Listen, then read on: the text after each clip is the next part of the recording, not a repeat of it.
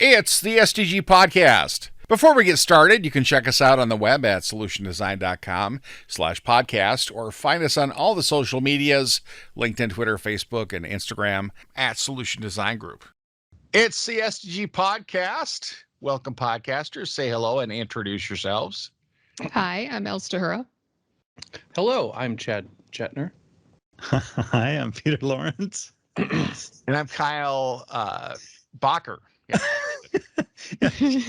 Chad, Today we're going to talk about, who am I again? We're going to talk about being or feeling unappreciated or unrecognized. Undervalued. Undervalued. Yes. And try to be as positive and bubbly and upbeat as possible while we're complaining. No. We're not going to complain. We're just going to talk about it. And It's something that we've all either experienced or seen or both. I cannot imagine going through life without feeling undervalued at least once in my lifetime. There's no way. It's a benefit if you feel undervalued and get through it at a young age so that you don't undervalue other people. When you experience it, then you realize what it does. Like I only wish it worked that well. Well, I know. I've been on the other end of that. Chad, you're biting your tongue. Yeah. Because I've never experienced this, so I'm fascinated to hear what you guys. I'm fascinated to hear the emotional journey you guys are going to take me on right now. Chad has spent his career standing on a pedestal that was built by those around him, and they lifted him up. I'm curious, though, because when this topic got suggested, Chad, you seem to be super excited about it and all over it. So what was it about this that triggered something in your brain? Yeah, it's just literally unfamiliar territory. So I am about to be delighted by all of this. I do feel like I might be on the other end of this, where not necessarily going through. I mean, it's been probably a very, very, very long time that I've went through some semblance of this, but I feel like on the other side of it, there are probably people that I do undervalue currently. So this is why I'm excited to hear about what they're probably going through right now. First of all, I forgive you. We all say that like it's a bad thing. Like, you know what? Like, yeah, I would imagine that it probably feels horrible to feel undervalued. I would also like to explain to folks specifically what goes into, like, all right, here's what that feels like for a person, right? And then here's the other side of it, right? Like, nobody's intentionally doing this. I'm not intentional, not really intentionally doing it, but there are factors that lead into, giving one person work versus another person's work, or taking the output of somebody's day and saying, okay, this is great, maybe not the most useful, like this doesn't apply to us, so we're going to shelve it for now, right? And I would imagine that's the situation that leads to a person saying like, well, why even bother, right? Like, I spent all day on this, they're not going to use my work. That's the undervalue side of it. Whereas for me, when that used to happen to me, I'd be like, oh, I had an entire day to work on something and learn a new skill or blah, blah, blah, right? Like, do something.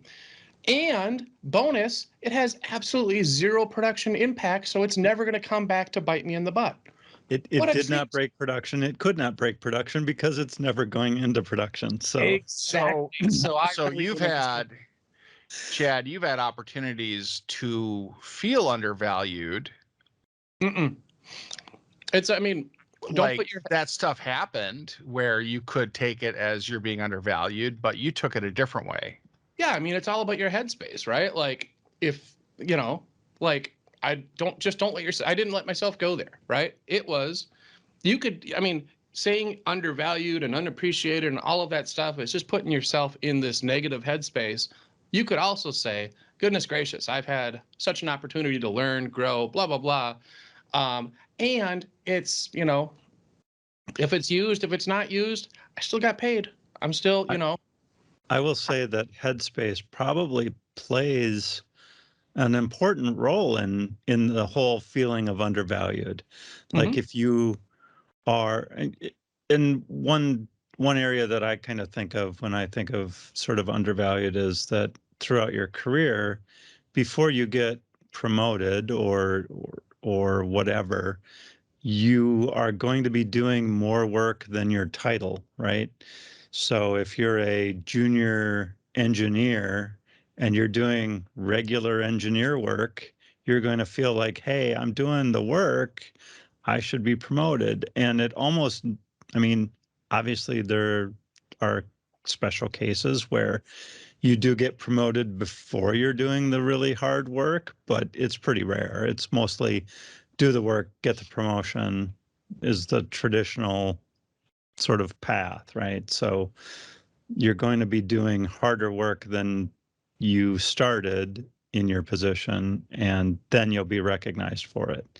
But before you're recognized, you're going to feel a little undervalued maybe at times. Like if it's not on the scale that you wanted, like, oh, I didn't get promoted for 1 month longer than I thought, or 6 months, or a year, or whatever, you know.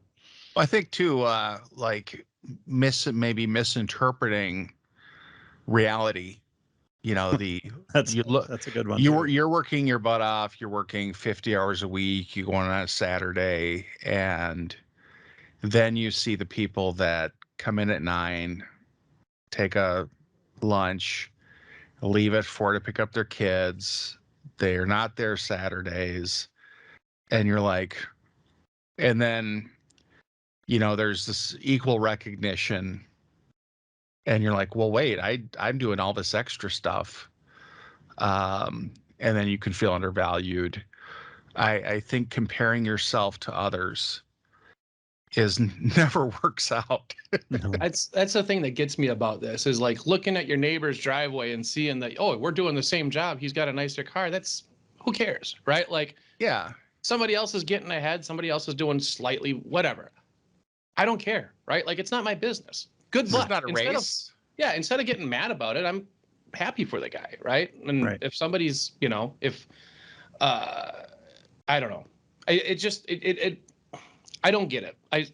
Especially for people with we've all got pretty nice gigs, we've got nice jobs, and the undervalued and the negative emotions and the negative opinions and all of this stuff that feed into day to day. I'm like, all right, I mean, you got to put yourself in that spot, right? Like, and if you stay in that spot, it's probably all of this negativity just feeding in on itself in your own head, and it doesn't reflect other people's reality, right? Like, that's just your world, right? We're all living. Elle, have you ever had someone say to you, whatever you're making, it's not enough?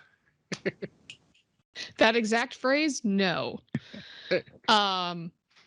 That's, to me, that's one of the worst things that somebody can say to you. Yeah. Like, yeah, if you believe it. Yeah, I don't trust any environment where it's you need to, the amount of effort is not worth the reward. Like, if you're in it for the recognition, then okay, if you want to work 7 days a week, all the more power to you. But I think, going back to Chad, what you're saying, I feel like, Chad, what you're getting at is why are you at your job? What is it that gives you satisfaction? And if your self-esteem and your satisfaction is driven entirely on other people recognizing your work, you're probably going to be in a much less stable place over time. And that can lead you to feel like I'm being undervalued because people aren't telling me I'm doing a good job all the time. Or when I don't understand why, from a company's perspective, it might be good to thank and recognize the whole team as opposed to the one person who worked their butt off for weeks on end. So I completely agree that a lot of it is very much perspective. the expectation that, well, my boss needs to see that I'm doing all this work because they're in a meeting, one meeting with me a day. Like, well, they've got 40 other things to do, and they might have stuff, even outside of work that's going through their head, and they can be just as preoccupied as you can be. So I think it's a balance between keep being very honest with yourself about how do I decide if I'm being undervalued or not? Where am I getting my satisfaction and confidence from? And if it's from others, you need to recognize that, because that's going to take you on a bumpy road. And also advocate for yourself. So Kyle, whatever you're doing, it's not enough. Okay, let's have that conversation. Here are the things that I'm doing that I feel like is enough. That's not meeting your understanding. Is there a middle ground? Or can I convince you that no, I'm actually am doing enough, and if you don't think I am, that's your bad perception. Or like, Right. you need Well, to make I was explicit what you're doing. yeah, I was saying, when someone says whatever you're making, it's not enough, meaning somebody else is telling you you're undervalued. Oh, Like, they're not paying you, you're so good, they're not paying you enough, or whatever you're making, it's not enough. They believe they're complimenting you. And yes. really what that message is sending is you're being undervalued, you're being underpaid, if you According believe to it. according Yeah. to their evaluation, because some people Yeah.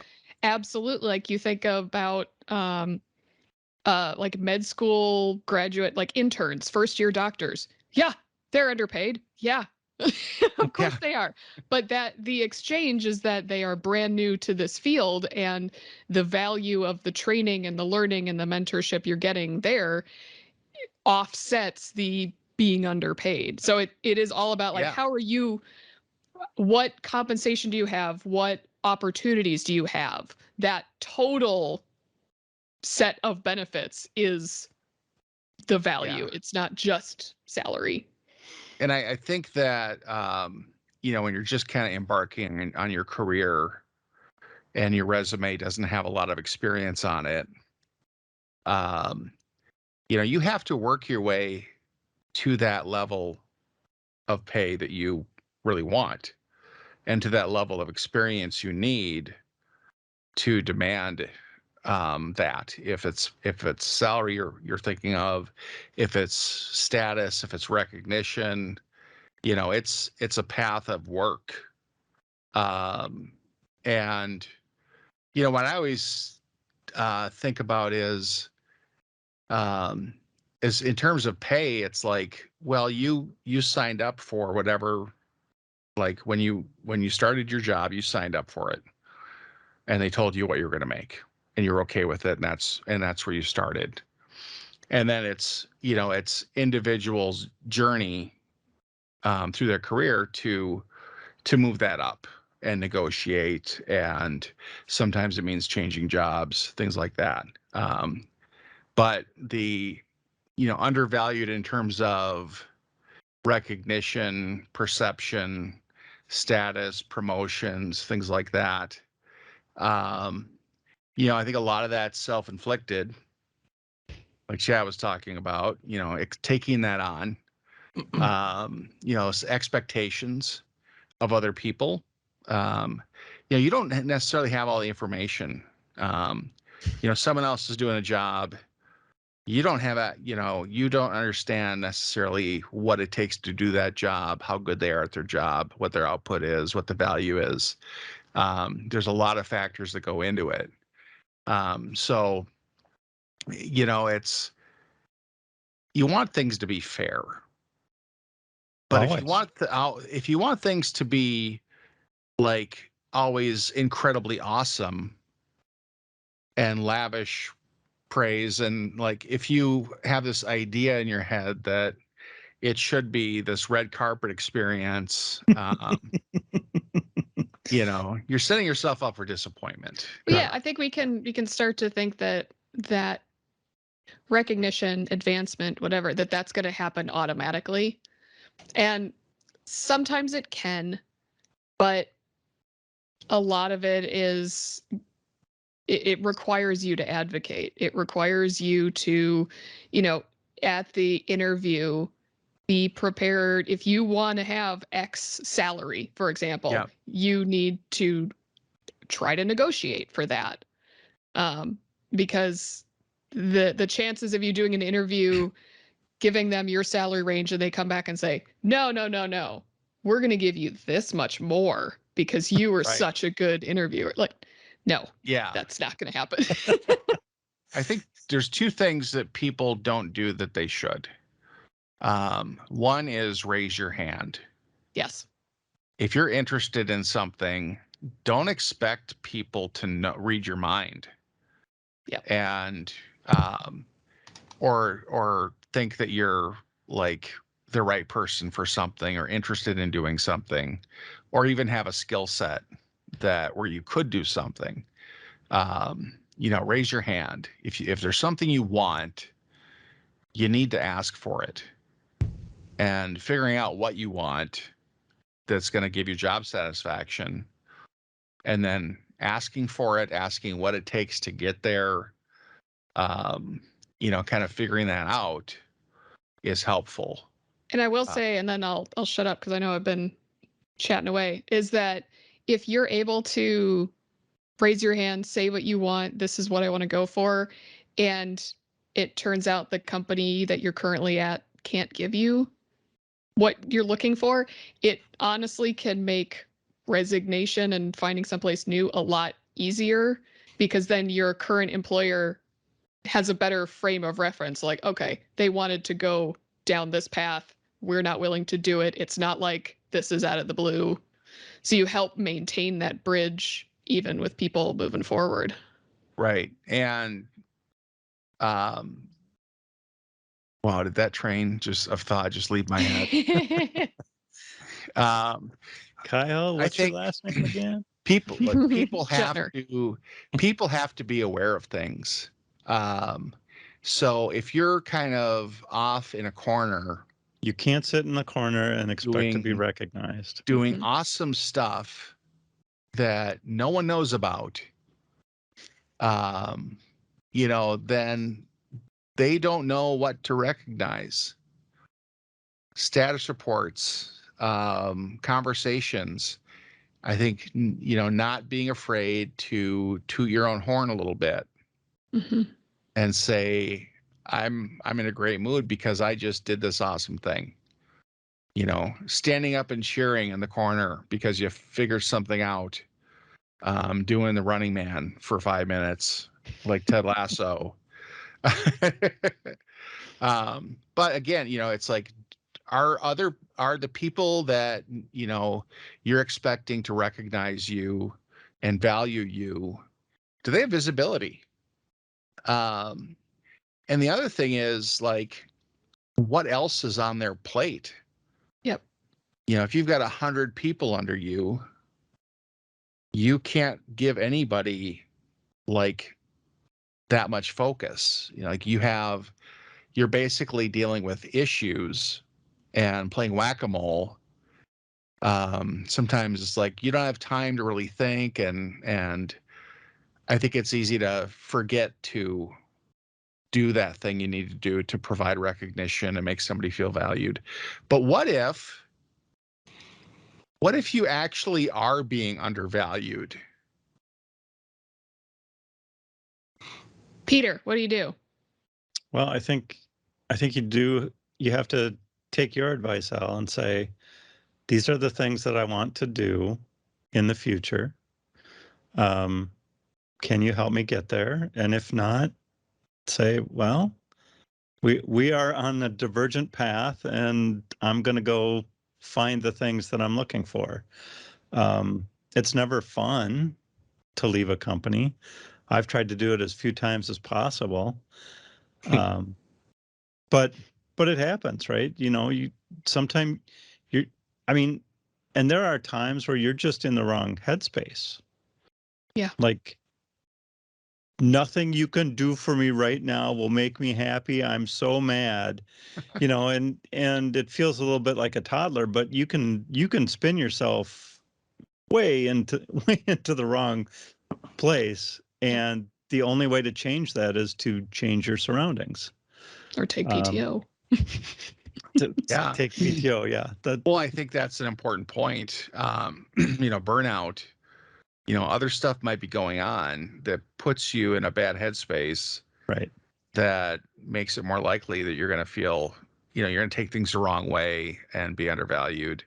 One thing I see happening with companies is they'll hire somebody into a position, and over time that position will grow and change, and that person will go from, like, let's say they're like a level 1 help support tech person, and then 2 years later they're maintaining all the servers, they're administrating everything, they're testing, they're doing all sorts of stuff that's more of a systems engineer, systems admin role, things like that. So they've grown into that asset, into that role that demands, higher salary and, in the market.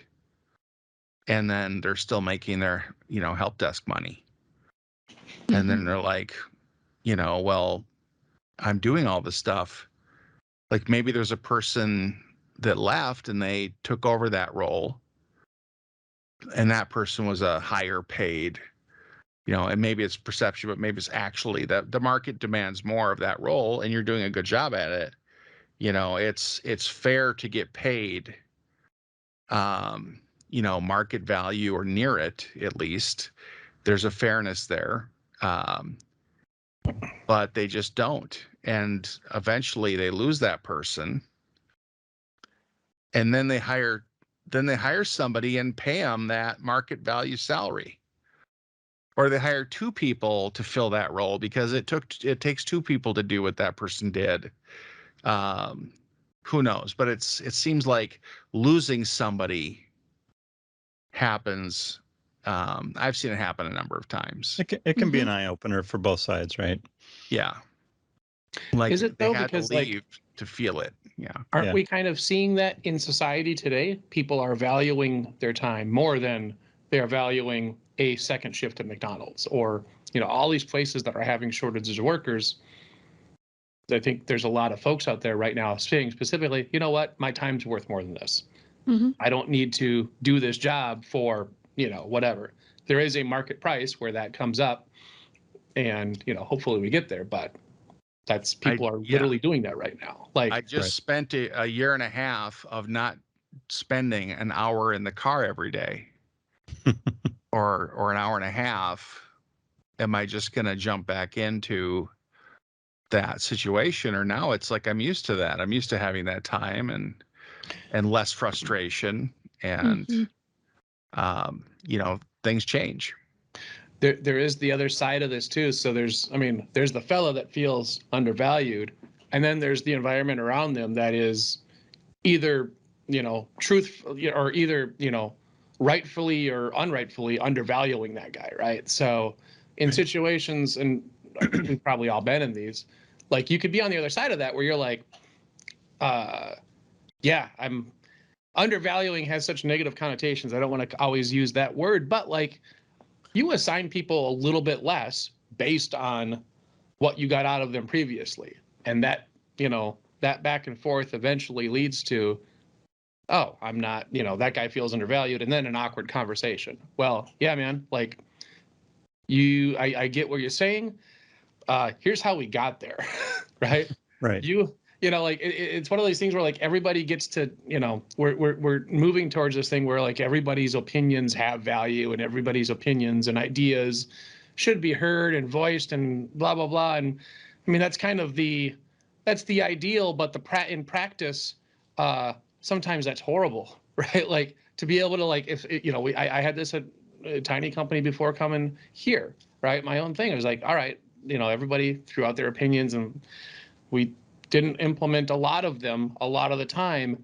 And yeah, it gets it gets awkward. I mean, having to tell somebody that's just a bad idea. Like, you don't say it just like that, but you massage it in a way like, yeah, here's why that, like, it's a great thought.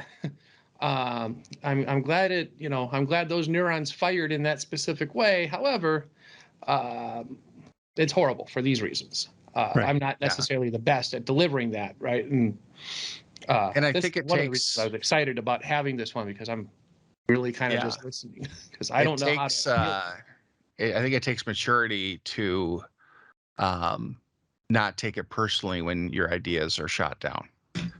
I've had so many awesome ideas the day of the idea that the next day were not so great, and the day after that sucked. And I was like, yeah, I wasn't really thinking things through. Right. I wasn't. Yeah, I had an epiphany at the moment. I said, oh, we should do this. And then there's like 50 reasons why, no, that's not going to work that you didn't think of in the moment. So I think time really helps. time and helps thought. a lot of that. Yeah. Well, and I think there's also there's a amazing show, Star Trek animated show called Lower Decks that everyone should watch. But there's a part of an episode of that I rewatched recently that I love, where they talk about how diplomacy is working when both sides are unhappy. Yeah. That success is, you can have a conversation where everyone's throwing in their opinions, and you'll eventually, hopefully, come to a decision, but that decision isn't necessarily one single person's idea being fully accepted. Like, a lot of times there's going to be a compromise, and that does not mean that you lose. That means that you're doing the best thing for as many people involved in this as possible. It also means, compromise doesn't mean everybody wins. Yeah. It means nobody loses. Yep. I just want to say to your point, Chad, where you talk about perhaps, undervaluing someone, or getting to that point where, you're not assigning them the glorious work that they feel like they deserve. I'm sure that there are some steps that you'd be willing to lay out for that person and say, oh, you feel like you need to do more. Okay, well, let's start with this, and maybe we can work up to that again. But we've been noticing that you've had to come in on weekends and stay late every single night to get your small work done, and so who comes in at 9 and leaves at 4 is getting the same amount of work done. And so we're going to assign some of that stuff to them because they've got more bandwidth than you seem to have to get your stuff done. And it's the other side of the coin that, not everybody that's in there on weekends looking around by themselves thinks about, right? Yeah. Like, why am I here? Oh, well, because I have to be to get my stuff done. But am I doing that? Am I doing vanity overtime? That's sort of a thing too, that sometimes, like, I'm the first in the office and the last to leave, and I goof around for 4 hours in between, but by golly, I'm here the longest of everybody. I've had many days where it was a 10-hour day because of 2 hours of goofing around. And I'm okay with that. It's like, I had a fun day. Not always, but that's a good point. Like, if you work all those hours and weekends, what's the perception going to be? Oh, you're a champion, or, oh, you can't get your work done. One of the things that I notice is there are folks, since I've started working, there's been folks that have always been like, there's folks that just quietly do the job, right? And if they're in on weekends, you'll notice, okay, this person is in on a weekend, right? And then there's the other folks that are like, hey guys, I'm they'll make sure to send out an email or a Slack message or a team message to make sure, gosh darn it, everybody knows I'm here on Saturday, and then, okay, I'm done. That's a long weekend. Or the folks that on Friday at 2:00 are like, oh, I've already worked 50 hours. I'm like, that for some reason, I can see how those folks might want to get the message out there, but like good leaders, like people that pay attention. I mean, that part of, if you feel undervalued, uh, move, but also find a good leader, find a good project or a good thing for you to be on where they actually see without you having to say specifically, oh yeah, I worked 50 hours or 60 hours or blah, blah, blah. People are going to notice eventually. Being a great promoter of yourself is not the best skill. It's an okay skill to have, and you should be, not hiding your skills, but at the same time, yeah, you shouldn't have to come in with a megaphone and a backing track and exactly. somebody throwing glitter around saying, I disagree. "Oh, he's here." I disagree. I think you should like carry a sign, wear a sash. Everybody's mail glitter to Kyle. Yeah, That's what I heard. I love pats on the back and recognition and all that stuff. But I'm less. I need less of it than I used to. Growing over time. But I always wanted the spotlight and things like that. It's like, well, you get in a service role, and it's like, well, I just want to make everybody's life better, their working life. I just want to, help people, and that, you get appreciation that way. You get appreciation knowing somebody is no longer suffering. But I still like, if I do something, I'm waiting for the recognition. If I don't get it, I'm like, it's no big deal. I know I did a good job. But I think one of the things ago, no. One of the things that really helps is, and this is what's great, not to toot our own horn too much, but for a company to give employees and everybody on a team, leadership, regular employee, everybody, the opportunity to publicly acknowledge folks and appreciate them. And, like we've got SDG has entire frameworks built around recognition and acknowledging, whatever, and being everybody's cheerleader. We can give people, high five awards, which actually turn into real money, or restaurants or whatever, whatever. But like, that's that's a thing that I try to do on my teams. We have regular happy hours where we don't talk about work at all, if I can help it.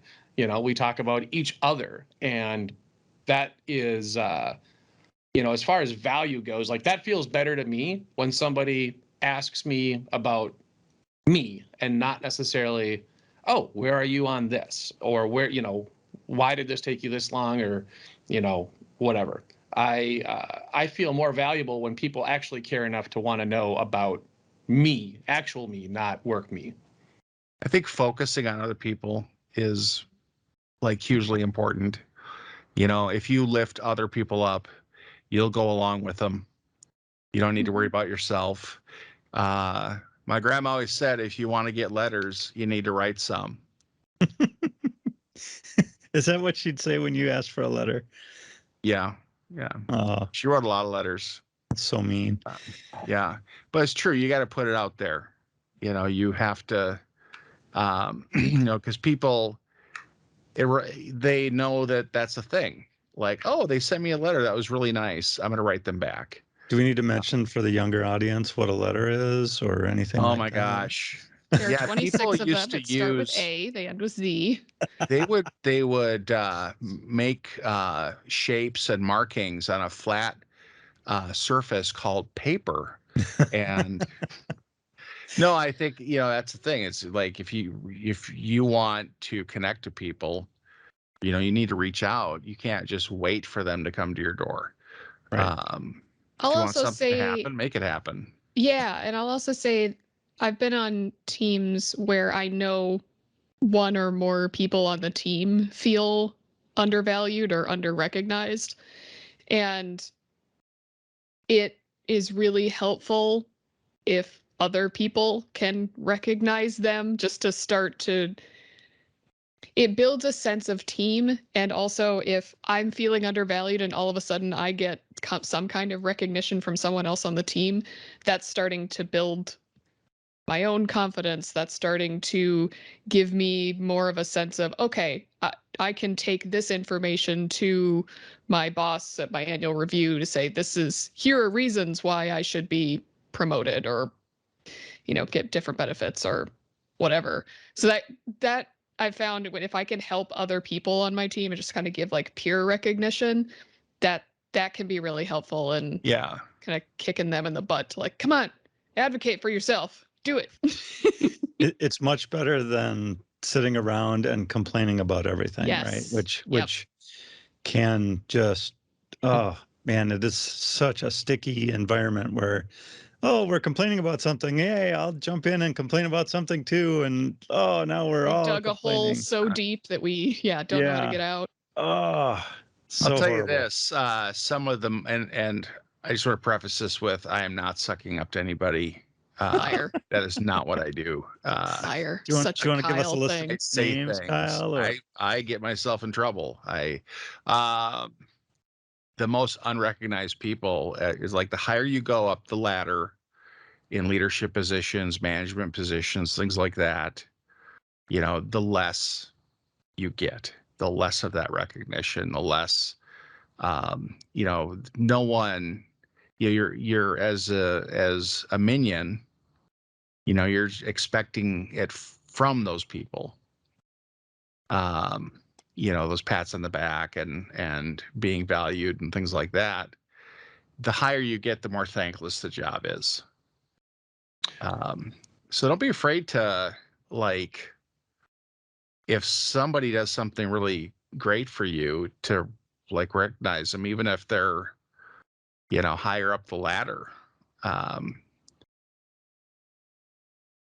no, I'm not going to do that. Chad says no.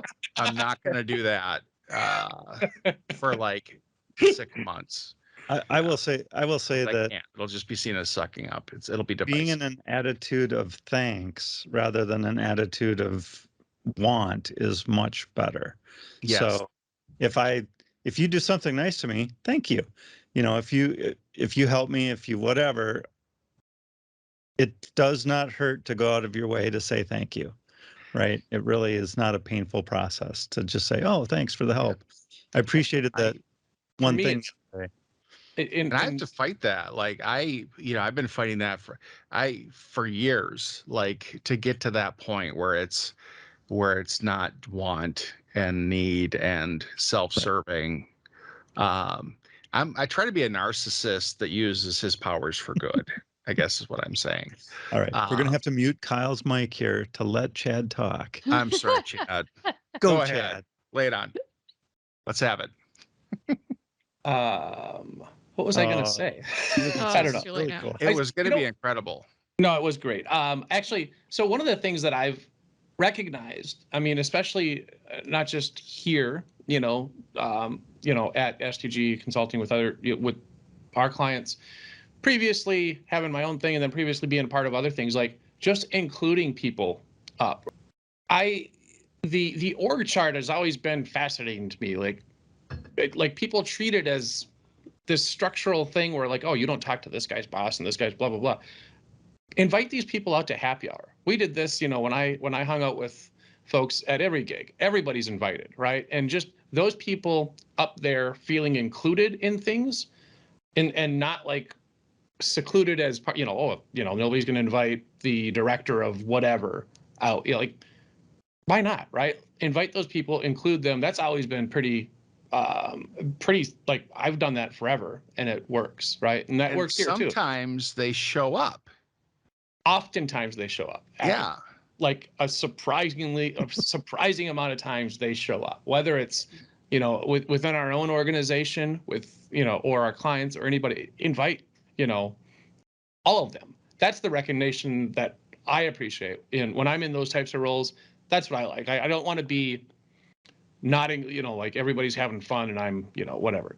I don't know if that's a realistic or it seems almost like a caricature of what, people treat the org chart as. But in some cases, I've seen it really be a thing where like, oh yeah, those people don't get invited. Hell, why? Bring them to the happy hour, breakfast, whatever. It works, and it's better for everybody when you have relationships with your coworkers. And you treat them as people, right? You don't treat them Yes, as absolutely. positions or something like that. They're just regular people. Yeah. Yeah, and it seems so Talk to weird them. to have to say that out loud, like Yeah. so often, right? Like that's always been weird to me, is that like different folks in different roles get different treatment, kind of, but like, Yeah. Oh, not kind of. Yeah, they do. not from me. I don't know. It's been weird for me to like readjust back to that, from coming, going from small company to, working for larger companies, and then back again, and bouncing back and forth between company sizes, and seeing how organization structures are handled differently in different places for no good reason, right? Like there's really not I mean, from what I've seen so far in Minnesota IT in our community, it's kind of weird, and it doesn't need to be that way. Yeah. When I first joined like the working world, the corporate world, it was doing desktop support for a company and at the corporate office. So I was helping everybody. So when I walked into the CEO's office, um, he would get up and give me his chair so that I could work on his computer. I was the only person in the company that he would give his chair to. And then I'd sit down and he'd sit across from me and I'd say, well, I guess you're wondering why I called you in here today.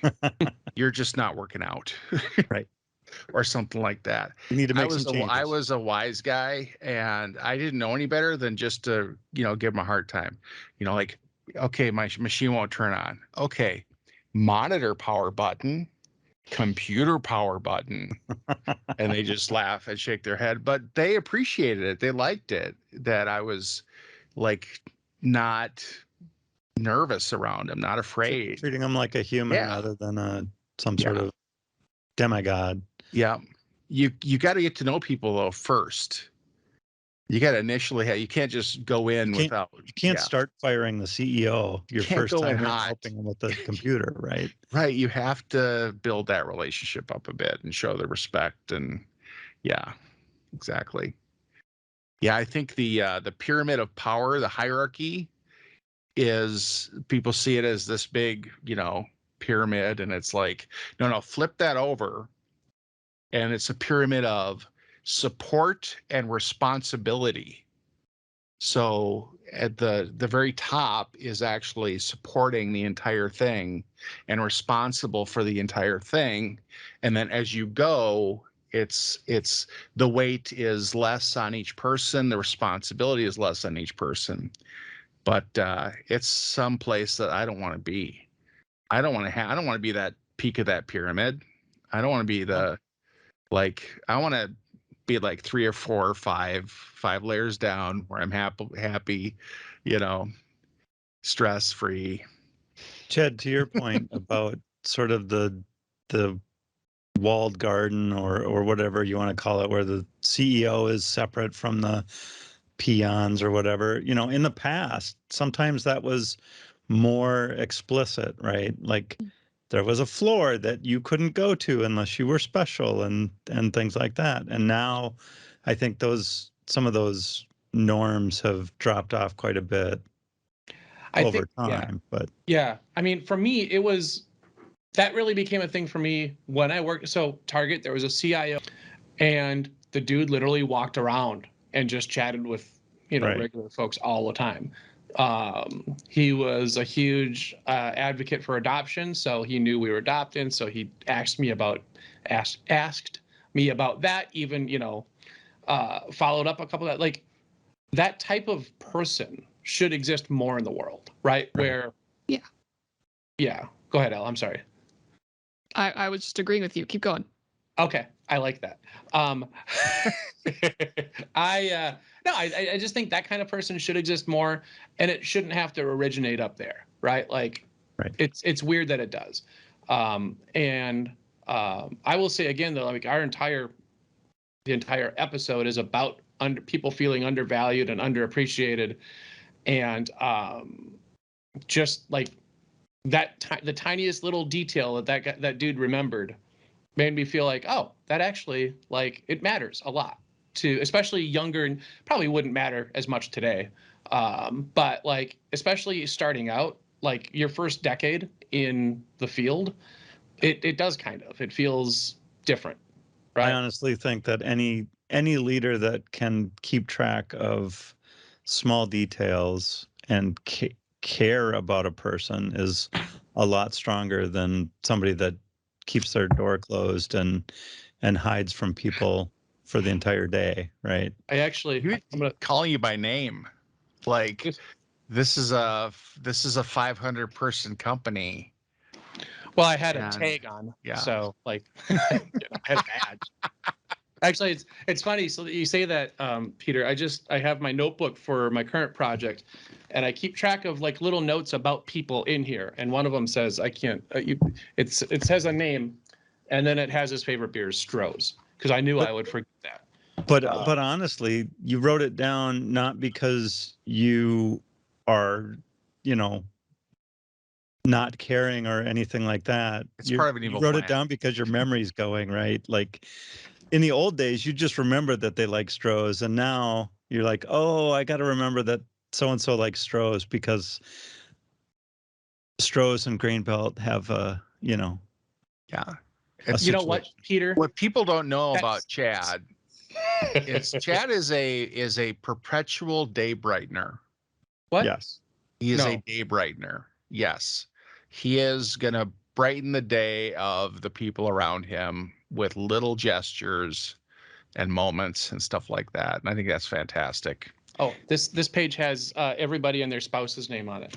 All right. I just valued you, Chad. Yes. I felt it. Yeah. But it's important to remember those things. And sometimes we forget and need to be reminded. And it's easier to look in a book than it is to embarrass yourself by asking someone. So I know we've worked together for 5 years and I've met your wife 12 times, but I totally can't remember their name. Yeah. Because it was at a party or whatever, and it just didn't stick for whatever reason. So also I need a new SDG notebook. Mine is literally, because my memory's really, really bad. So I'll see what I can do. It's falling apart. Thanks, Kyle. I would appreciate it. It would make me feel valued. I'm not the office analog guy, tech support. maybe I could pass the word along. Yeah. Excellent. Well, that was the SDG podcast. If you want to get a hold of us, drop us an email at thepodcasters@solutiondesign.com. Until next time, say goodbye, everybody. Goodbye. Goodbye, everybody. See ya. Goodbye. Solution Design Group is a digital product consultancy in Minneapolis. Check us out on the web at solutiondesign.com or look for us on Facebook, Twitter, LinkedIn, and Instagram at Solution Design Group.